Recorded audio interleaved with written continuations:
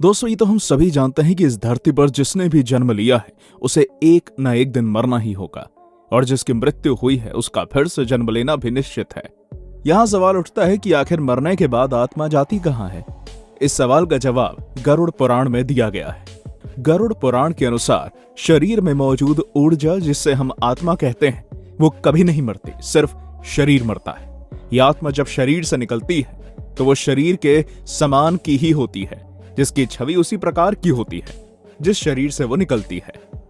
मृत्यु के कुछ समय बाद तक वो भटकती रहती है, जो आत्मा के लिए काफी दुखद होता है। गरुड़ पुराण में बताया गया है कि मृत्यु के बाद आत्मा शरीर से निकलकर कुछ देर तक अचेत अवस्था में रहती है।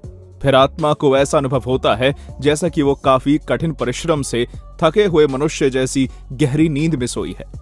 वैदिक ग्रंथ के अनुसार आत्मा जब शरीर को त्याग देती है तो दरअसल वो इन 3 तरह की गतियों से होती हुई जाती है: ऊर्ध्व गति, स्थिर गति, अधोगति। ऊर्ध्व गति दोस्तों, इस गति के अंदर व्यक्ति ऊपर के लोक की यात्रा करता है। इस लोक में वही इंसान जा सकता है जो अच्छे कर्म कर रहा हो, दूसरों की मदद करी हो और निरंतर भगवान की भक्ति की हो। ऐसे व्यक्ति सुख भोग करने के लिए धरती पर फिर से जन्म लेते हैं। स्थिर गति, इस गति का मतलब व्यक्ति मरने के बाद ना ऊपर के लोक जाएगा और ना ही नीचे की ओर, अर्थात उसे तुरंत ही जन्म लेना होगा, और उसका यह जन्म मनुष्य के रूप में ही होगा, मगर कठिनदायक होगा।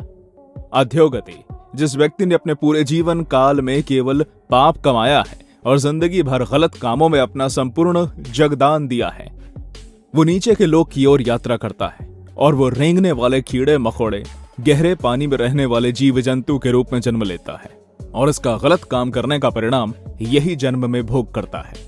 पुराणों के अनुसार जब भी कोई मनुष्य मरता है और जब उसकी आत्मा शरीर से त्याग करती है तो उसे 3 प्रकार का मार्ग मिलते हैं। उस आत्मा को किस मार्ग पर चलाया जाएगा ये केवल उसके कर्मों पर निर्भर करता है। ये 3 मार्ग हैं: अच्छी मार्ग, धूर्म मार्ग और उत्पत्ति विनाश मार्ग। अच्छी मार्ग ब्रह्मलोक यानी देवलोक की यात्रा करवाता है, वहीं धूम मार्ग पितृलोक की यात्रा करवाता है, और उत्पत्ति विनाश मार्ग नरक की यात्रा के लिए जाना जाता है। हालांकि सभी मार्ग से गई आत्माओं को कुछ काल भिन्न भिन्न लोक में रहने के बाद फिर से मृत्यु लोक में रहना पड़ता है।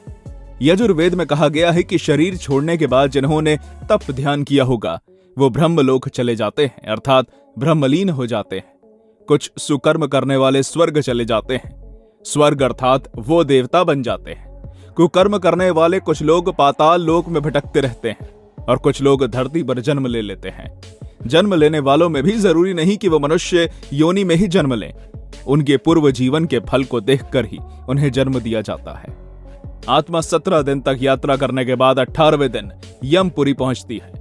गरुड़ पुराण में यमपुरी के इस रास्ते में वैतरणी नदी का उल्लेख मिलता है। वैतरणी नदी विष्ठा और रक्त से भरी हुई है। जिसने गाय को दान किया है वो इस वैतरणी नदी को आसानी से पार कर यमलोक पहुंच जाता है, अथवा इस नदी में वे डूबते रहते हैं और यमदूत उन्हें निकालकर धक्का देते रहते हैं। यमपुरी पहुंचने के बाद आत्मा पुष्पोदका नामक एक और नदी के पास पहुंच जाती है, जिसका जल स्वच्छ होता है और जिसमें कमल के फूल खिले रहते हैं।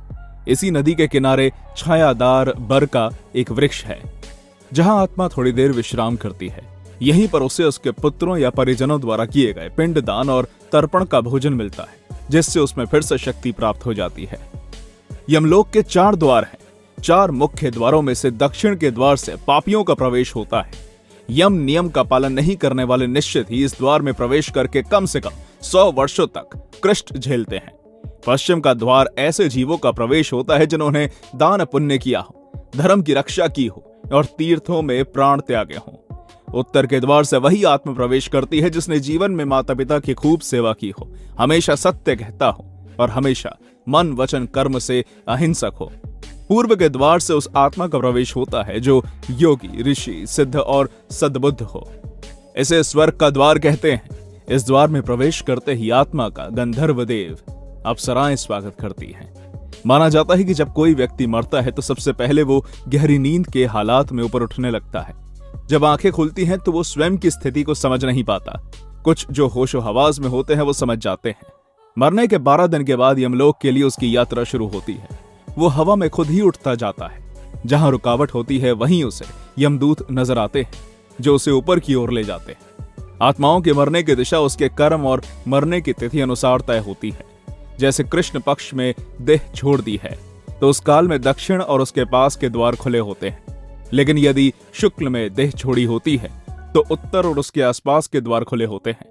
लेकिन तब कोई नियम काम नहीं करता जब व्यक्ति पाप से भरा हो। शुक्ल में मरकर भी वो दक्षिण दिशा में गमन करता है।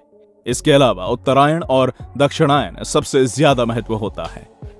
उत्तरायण में मरने वाले लोगों को भगवान विष्णु के दर्शन होते हैं, जो शंख, चक्र, गदा, पद्मधारी, चतुर्भुज, नीलाभ रूप में अपने महाप्रसाद में रत्नासन पर दर्शन देते हैं। ऐसी शुभ आत्मा स्वर्ग का अनुभव करती है और उसे शांति मिलती है। स्वर्ग में रहने के पश्चात वो किसी अच्छे समय में फिर से अच्छे कुल और स्थान में जन्म लेती है।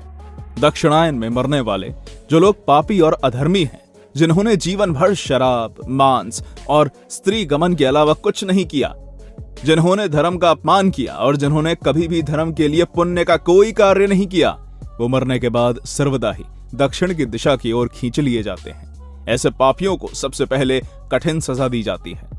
तो दोस्तों, आज की इस वीडियो में हमने ये जाना कि आखिर आत्मा मरने के बाद कहां जाती है और फिर वो कैसे यमलोक तक अपना यात्रा करती है। आज की ये वीडियो आपको कैसी लगी, नीचे कमेंट बॉक्स में अपनी राय जरूर बताएं और अगर अच्छी लगी हो तो इसे लाइक करने के साथ साथ शेयर भी जरूर करें। धन्यवाद।